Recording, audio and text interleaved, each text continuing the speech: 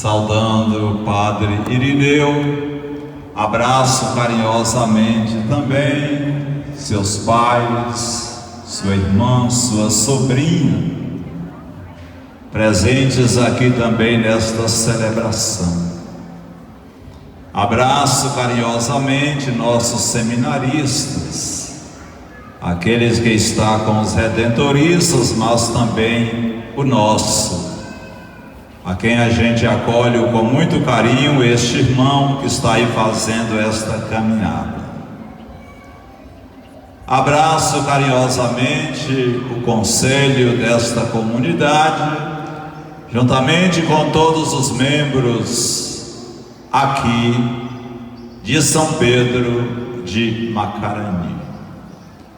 Queridos irmãos, queridas irmãs, também vocês que nos acompanham através das redes sociais, que bonito estarmos aqui reunidos nesta tarde para louvar a Deus, que outrora chamou Pedro e Paulo e que agora continua nos chamando. Lembro neste momento daquele dia 22 de outubro de 2017, onde a Igreja celebrou o Dia Mundial das Missões e o Papa Francisco anunciava publicamente para toda a Igreja a intenção de proclamar um mês missionário extraordinário que vai acontecer agora em outubro de 2019. Nosso amado, querido Papa Francisco, ele quer justamente celebrar alguns documentos da nossa igreja, eles que também nos ajudam, juntamente com a palavra de Deus, a olhar para os irmãos, sobretudo mais pobres e países mais pobres, onde de fato às vezes está faltando a evangelização. E ele encomenda a mim, como a todos nós os bispos também, a tarefa de preparar este encontro em outubro, principalmente através de uma ampla sensibilização das igrejas particulares, dos diversos movimentos e associações da nossa igreja, das comunidades eclesiais de base, enfim, de toda a igreja. Talvez vocês já estão perguntando o que o Papa Francisco está querendo com isso. Ele está querendo justamente reavivar a consciência do nosso batismo, a consciência do batismo deste povo de Deus em relação à missão da igreja.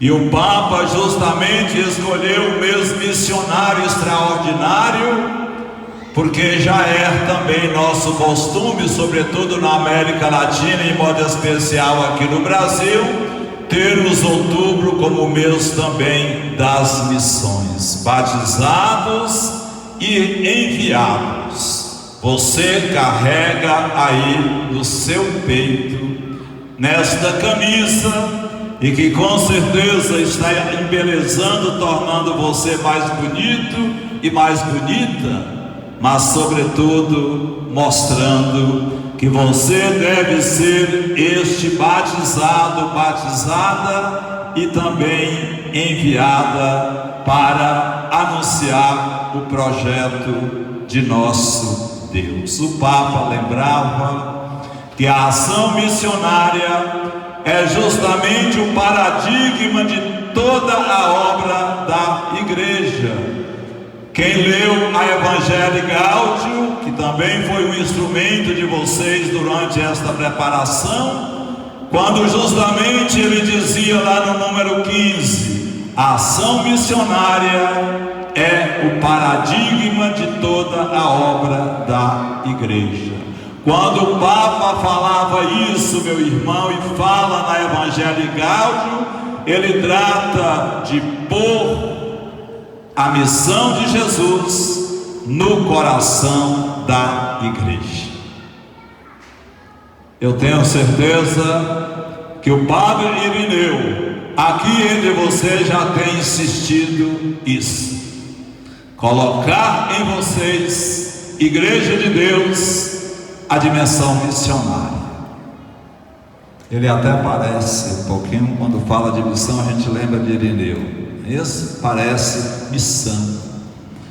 E todos nós, quem sabe, olhando o seu exemplo, possamos um dia todos nós parecermos como missionários, sobretudo indo àqueles lugares mais difíceis, como diz o Papa, transformando em critérios de medir a eficácia das estruturas e o resultado de seu trabalho. Ele lembra da fecundidade dos seus ministros e a alegria que eles são capazes de suscitar na igreja. O Papa dizia: porque sem alegria não se atrai ninguém. Guarda isso no seu coração, meu irmão. Sem alegria não atrai ninguém.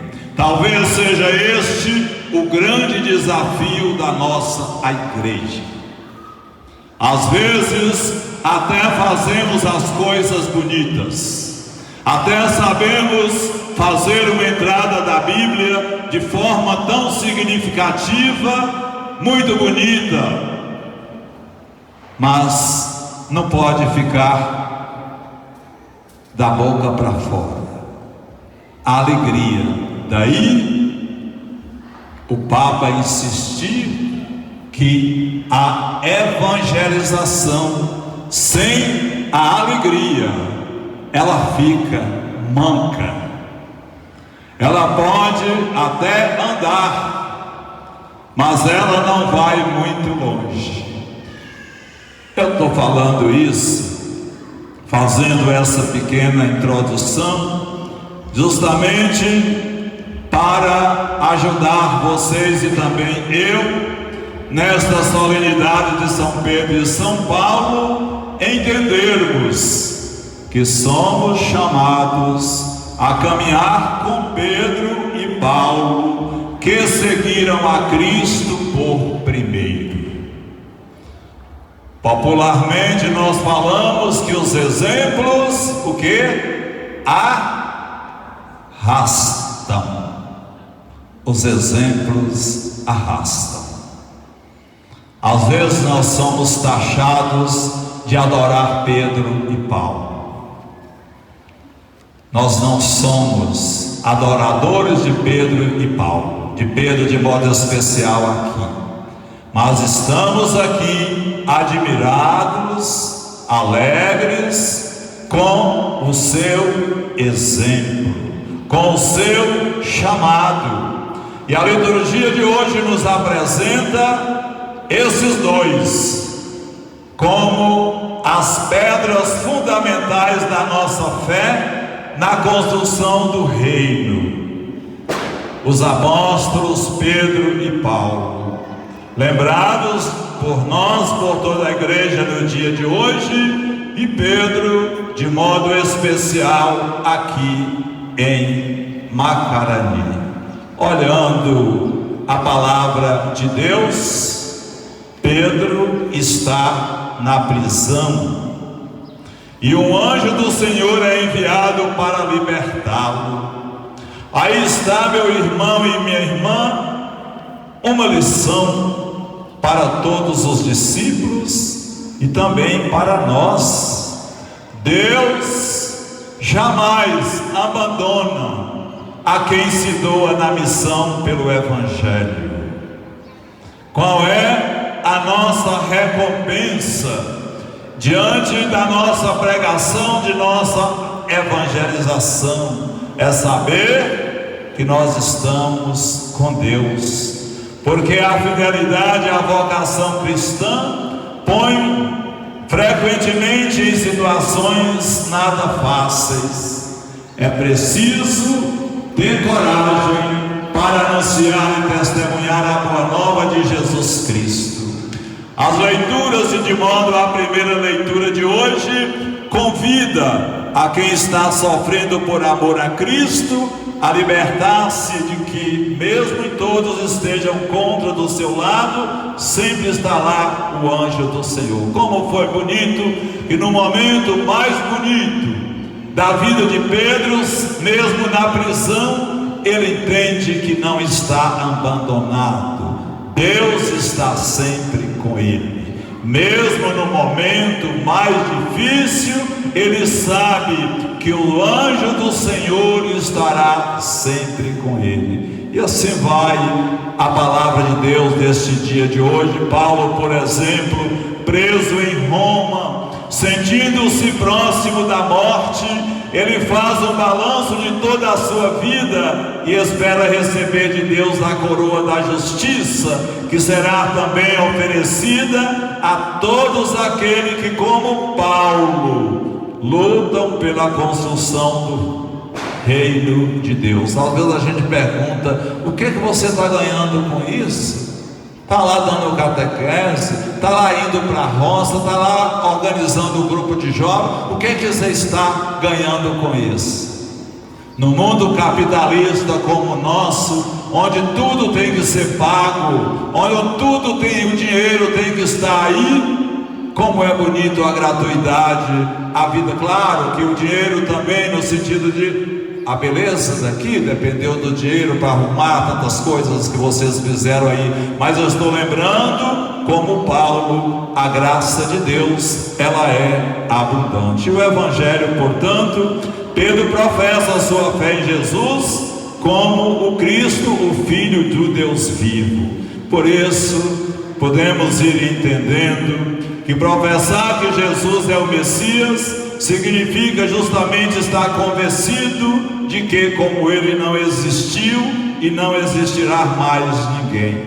E por isso a fé de Pedro torna-se então a pedra, a rocha, esta pedra ou esta rocha sobre o qual Jesus edificou a sua igreja. Essa fé, ela constitui, portanto, o fundamento sólido da igreja.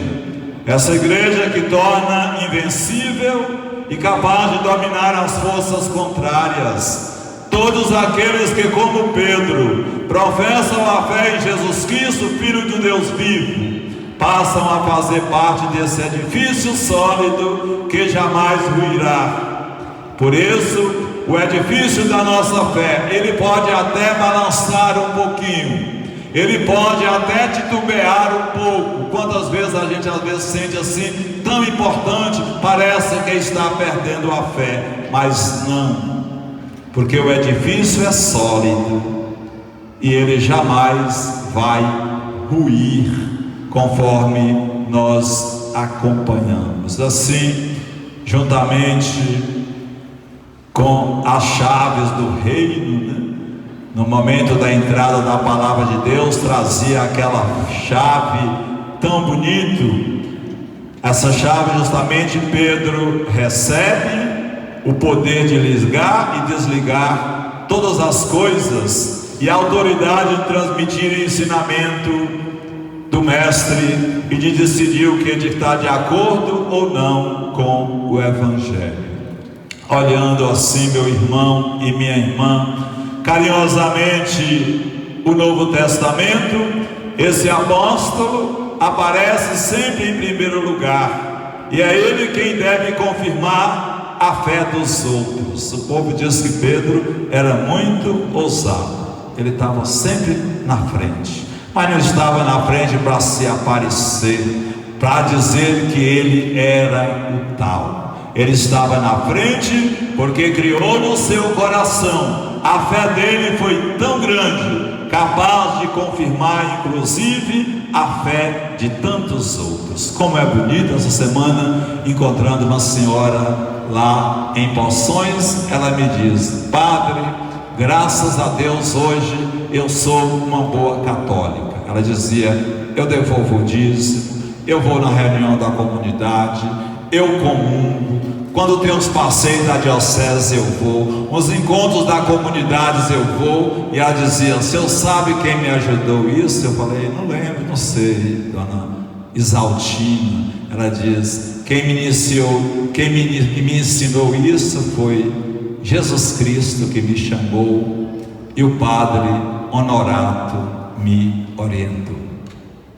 E eu estou segura na fé, porque Padre Honorato me ajudou a afirmar minha fé na rocha, que são os santos, podemos dizer hoje, como Pedro e Paulo, e a pessoa de nosso Senhor Jesus Cristo. Eu tenho certeza que todos nós temos alguém que a gente lembra, que nos ajudou nos momentos, quem sabe, de vacilar, nos momentos muitas vezes de desânimo, e alguém sempre trouxe para nós uma palavra de incentivo. Assim, o apóstolo, ele aparece sempre em primeiro lugar, e é ele quem deve confirmar a fé dos outros, conforme já lembrava. Isso indica que a igreja tem no Papa, sucessor de Pedro, o encarregado de manter a unidade na fé em Cristo.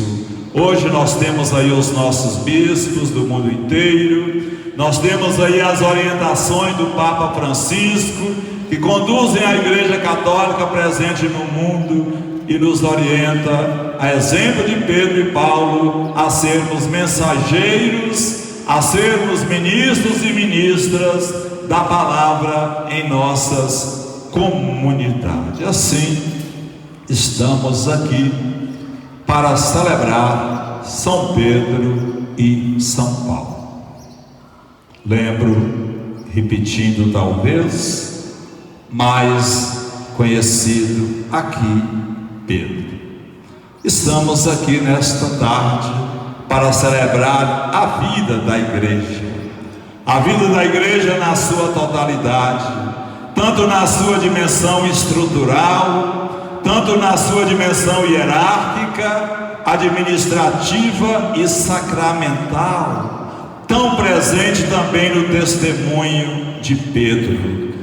Também a dimensão missionária, continuadora da missão dos apóstolos, de levar a palavra de Deus aos confins da terra, tão presente também na vida de Paulo. Por isso, esta solenidade não visa apenas destacar os feitos desses dois grandes santos da igreja, meu irmão, mas o próprio Cristo, que os escolheu e confiou-lhes tão árdua missão, que há de serem as bases da igreja, que nasceu e se sustenta sobre estas duas colunas. Estas colunas que alguém aí no meio de comunicação social lembrava, estas duas colunas, que é estrutural e é missionária. A estrutura, ela precisamos de um bom templo, a estrutura também. Precisamos de um bom salão paroquial para os encontros, para as formações. Parabéns aí vocês que estão fazendo lá aquele salão tão bonito juntamente com o Padre Irineu. A estrutura, ela precisa. Não vamos também ser tão ingênuos de achar que não vamos trabalhar. Paulo e Pedro trabalharam também as estruturas de acordo com o seu tempo. Não sabemos muito como era, mas daquele jeito, como faziam os locais, os templos. Quem sabe não tinha um estádio como esse, mas os locais, a estrutura é importante. Mas não podemos ficar só na estrutura. Tem muitas igrejas aí bonitas, tem muitos salões paroquial. Eu estive em São Paulo no salão paroquial, tudo bem equipado, tudo que você precisar de internet tem, tudo bonito. E o padre era um padre chinês. Ele dizia: quando eu entro aqui nesse salão, está aí a estrutura, monsenhor, mas para mim reunir gente aqui. Ele dizia, eu fui lá no sábado, no domingo, ontem marquei uma reunião para os ministros da Eucaristia, de 40, tinham 5 na formação. Por isso, Pedro e Paulo, eles trabalharam a dimensão estrutural da nossa vida, da vida da igreja, mas trabalhou muito a dimensão missionária. Por isso, já terminando, para entender a missão da igreja, é preciso entender a missão de Cristo, que Cristo confiou aos seus apóstolos e seus discípulos. E o Evangelho de hoje nos conduz a este entendimento quando faz um questionamento fundamental, básico, medular do cristianismo: quem é Jesus? Quem não souber responder a esta pergunta não será o seu discípulo, não entenderá a igreja nem a sua missão. Porque essa razão, o Evangelho deste dia nos traz essas pequenas ou essas perguntas. Dela, portanto, depende o nosso compromisso com Cristo e com a igreja. Assim, Jesus leva os seus discípulos para a região de Cesareia de Filipe, conforme nós ouvimos, e ali ele se afasta com os seus discípulos de Jerusalém, que era justamente aquele Jerusalém que era o centro do poder político e religioso de então, para ali descobrir se eles de fato sabiam quem ele era e qual era a missão que tinham para os discípulos. E a gente pergunta, por que Jesus os levou até aquela região? Ele não poderia ter feito essa pergunta aos discípulos ali mesmo?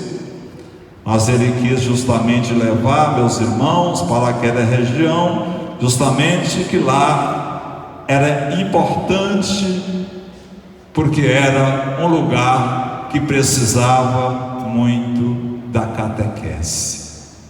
Jesus, ele é sempre muito estratégico. Como diz, de forma bem jovial, é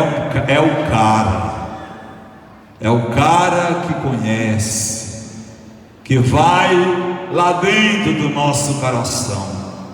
Mas antes, porém, de ele fazer tudo isso, Jesus quer saber o que as pessoas pensam dele, e o que houve justamente aquela resposta bonita: quem dizeis o homem que eu sou? E Pedro, aquele que estava sempre atento, é capaz de dizer para todos, respondendo prontamente: tu és o Messias, o Filho do Deus vivo. Nós ouvimos no Evangelho.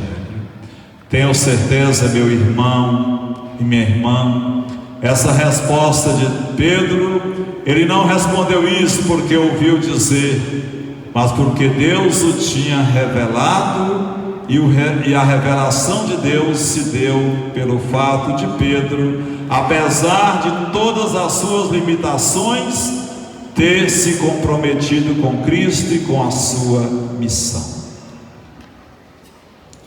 A nossa missão, portanto, é justamente esta, é a nossa responsabilidade, justamente quem sabe um dia também, o Deus já fez isso conosco no dia do nosso batismo: eu te darei as chaves do reino dos céus, tudo o que tu ligares na terra será ligado no céu, e tudo o que tu desligares na terra será desligado nos céus. É a responsabilidade da igreja de fazer a ligação, de fazer a mediação dos sacramentos e da ação missionária, do comprometimento com a defesa da vida, sobretudo a vida dos mais indefesos. Por isso é uma missão desafiadora. Quem assumiu verdadeiramente passará pelas dificuldades, quem sabe até pelas perseguições que Jesus passou, porque os poderes do inferno estão aí, sempre pronto para nos atacar, sempre pronto para atacar as obras de Deus.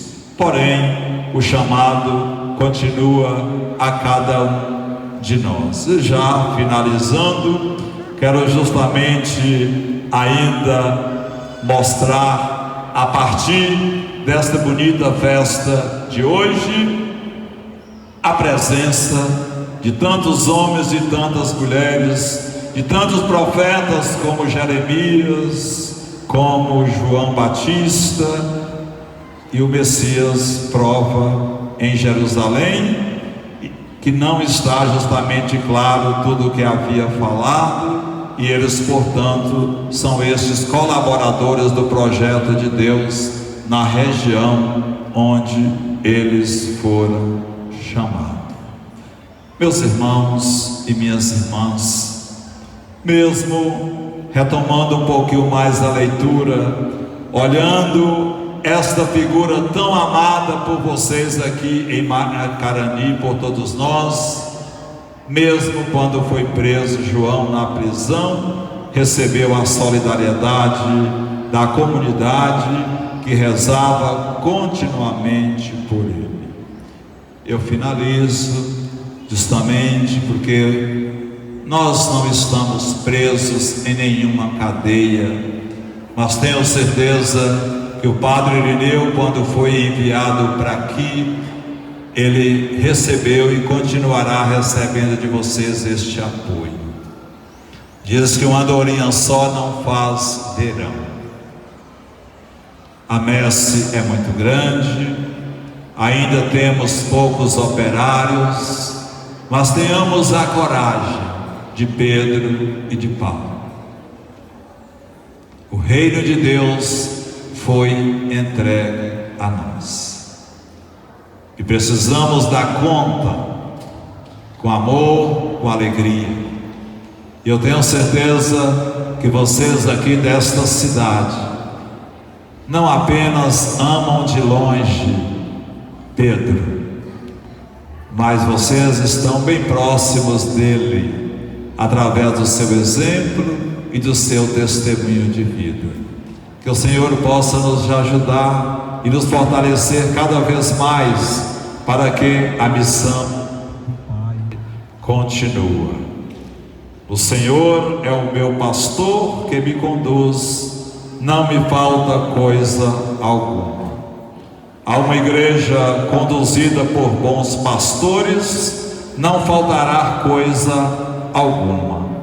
Ela sempre terá bons fiéis, gente capaz de dar a vida por ela, porque ela, a Igreja de Jesus Cristo, representa a construção da missão de Cristo. E a missão de Jesus Cristo, ela não pode parar. Ela é continuada através de mim, do Padre Irineu, de Dom Luiz e de cada um que está aqui nesta tarde. Louvado seja nosso Senhor Jesus Cristo.